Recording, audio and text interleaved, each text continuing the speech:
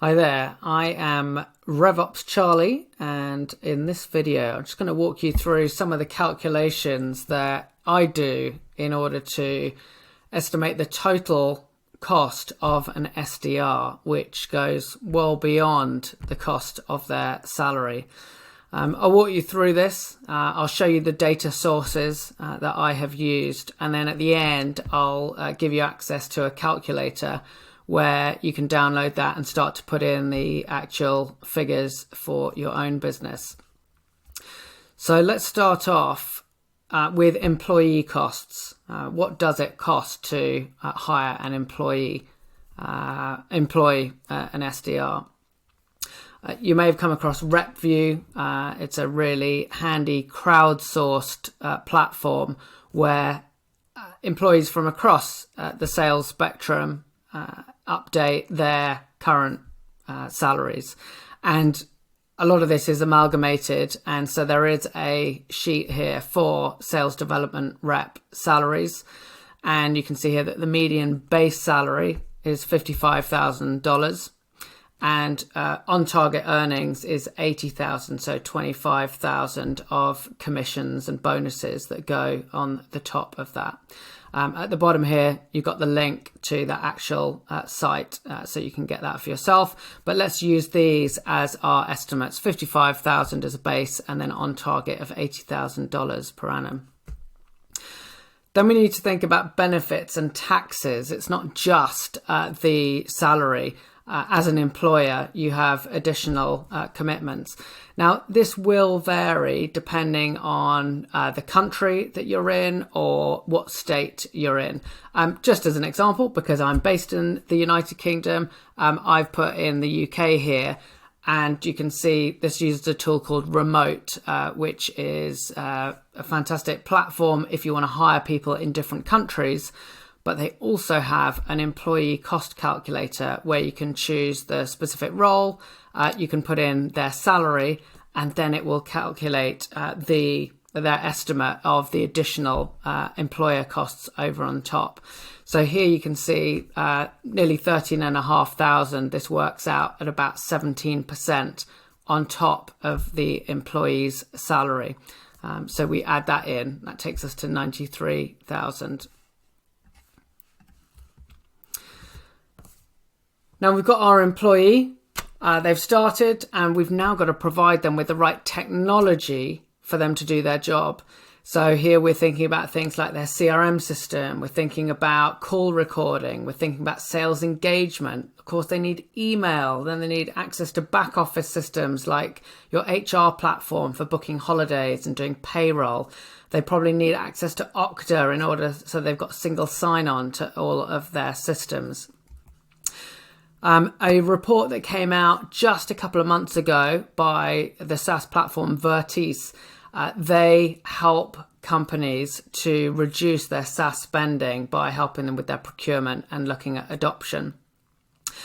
They have uncovered that organizations are spending around $9,000 a year for every sales employee. Which is about double any other department. So we can take that 9,000 and we can add that straight into our calculations as well. An SDR doesn't just work on their own. They need a manager, they need leadership, and those leaders cost money as well.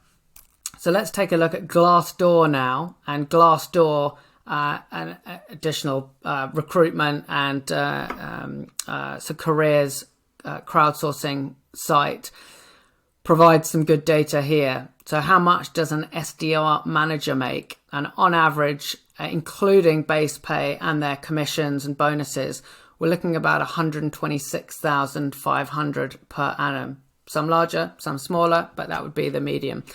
And here as well at the bottom, you can see the link so you can get access to that information yourself. But all of that leadership fee is not attributed just to one SDR, it's across a team. So here is some research that comes from Bridge Group, and I noticed that I haven't put the link here, but I'll put it into the details of the video, and it definitely comes up later in this deck. they did some surveys end of last year, 2022, and the report came out in 2023, focused on SDR metrics. And one of those questions was, what is the average number of SDRs per leader? And the median here is 8. So if we take the salary of that manager, $126,500, then we add on the taxes and benefits using the same percentage that we used for the SDRs. Then we divide that across a team of 8. It gets us to a cost of $18,342 per SDR per year that we need to add on for their leaders. Now, SDRs get coaching from their managers, but they also typically get enablement. And that enablement comes in the form often of an internal enablement team. It might be that your company has a sales methodology that they subscribe to. Maybe that is corporate visions, maybe it is Challenger, maybe it is MedPick, and they may be paying for that methodology. And in addition to that, there may be some external trainers that come in to deliver that kind of enablement. Now, this will vary depending on whether you have an internal team or external, whether you have a methodology or not. But let's use an estimate of around $4,000 per SDR per annum to add in to our calculator. Now, all of the metrics that we've had so far assume that every single seat in our SDR team is 100% productive for all of the time, but that is not the case. SDRs leave, we have empty seats, we have to hire a new SDR, they ramp up, and they have relative performance issues as they go through their career. So we need to account for that in our calculations. Bridge Group, and here now you can see that link to that sales development metrics report that came out earlier this year, looks at average SDR productivity as just around 16 months. And they calculate productivity as the entire tenure, the average tenure, minus the ramp period. And so they see that tenure is around 17 months, and then the ramp is around 3.2 months. So the productivity is just in the middle there, just over 1 full year. So what does that look like in terms of our attrition? Well, if our productive time is about 16 months, and if our ramp period is about 3.2 months, and let's say we have an empty seat for about 2 months as well while we're waiting for a new person to join, then actually the period that's not fully productive is about 24% of the overall cycle of an SDR. So we need to account for that by adding in more SDRs into our calculation in order to get to the same destination. If we're to assume around 20%, then 20% of that SDR salary and benefits and taxes comes out at $18,800 that we need to add in order to compensate for the fact that our SDR is either an empty seat or on ramp for this 24% of their career. Now let's bring all of that together. Total costs. The employee cost. So this is, if you remember, their salary, their commissions, and any benefits and taxes, $93,393. The tech cost for their CRM and sales engagement software, $9,000 per annum. The cost of their leader apportioned across the team of 8, $18,342. The cost of their enablement, either internal enablement teams or external training and methodologies, $4,000 per annum.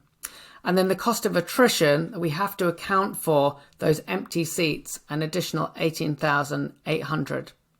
So this brings us to a total annual cost for an SDR of $143,535, or split that by 12, and around $11,961 per month for your SDR. So the question is, what do we now get for our money across all of these SDRs. Going back again to the Bridge Group sales development metrics, they report on the average quotas that SDRs have. Now, SDRs have a range of different outcomes that they're being targeted on. Some are just on getting an introductory meeting of any form for their AE. Some are tasked more to get a more qualified opportunity, and some are delivering fully qualified ops over to their AEs. Now, although the numbers that they're passing across vary quite a lot, obviously a lot more introductory meetings because they're less qualified versus around 9 fully qualified ops. The fact is that this kind of aligns when it gets to ops that are converted, because it's about what the AEs are accepting and converting. So you can see that range is only from 5.8 up to 7.8 for the introductory meetings. So let's use 7 as a metric there. 11,961 is the monthly cost for an SDR. Divided by 7 converted leads gets you to $1,708 per converted lead created. Now you might say, okay, well, that's all right. $1,700 for a converted lead. If we're talking about a deal ACV of $50,000 or $60,000, well, maybe this is good value. But I've got a couple of other questions for you.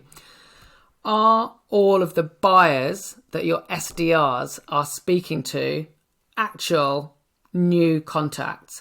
Or have they been affected and influenced by any of your other go-to-market activities? Now, I don't know if you watched the World Cup in 2022, but there's this famous goal of Cristiano Ronaldo, who nearly connected with a ball that was already going into the goal, and the dispute was about whether he could claim it as one of his own, when he didn't technically actually touch the ball or barely touched it. And for many SQLs that are coming across, there is a judgment around whether the SDR has generated that SQL. This was a brand new contact that was not aware of our company, but is now got an intent to buy, versus a buyer who was already aware of our company, had attended an event, requested a free trial, and who chose that time to respond to an email because now I do need a little bit more information. And this is where the SDR is processing that SQL, but really the demand was there from the buyer beforehand.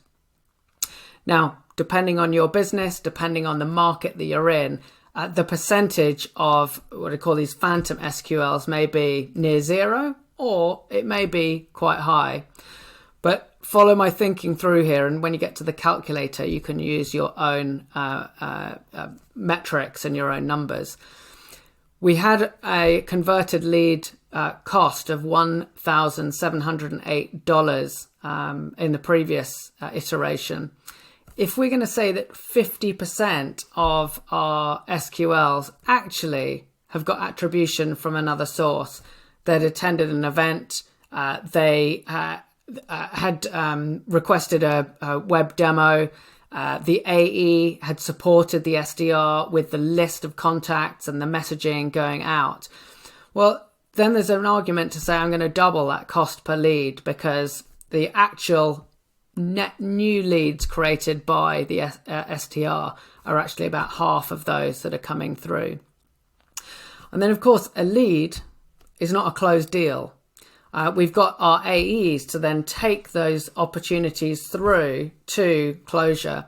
And if we work on the basis of a 25% win ratio, 1 in 4, well, now we need to times that number, that 3,417, by 4 to get to the cost per closed one lead. And that is now 13,669.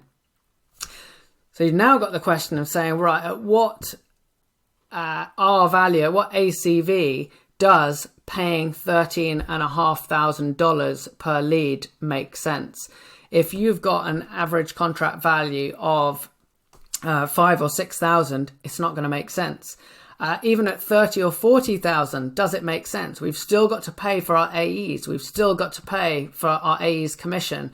We've still got to pay for all of our marketing and events on top of this. So this is not our cost of acquiring a customer. This is just the cost of the lead.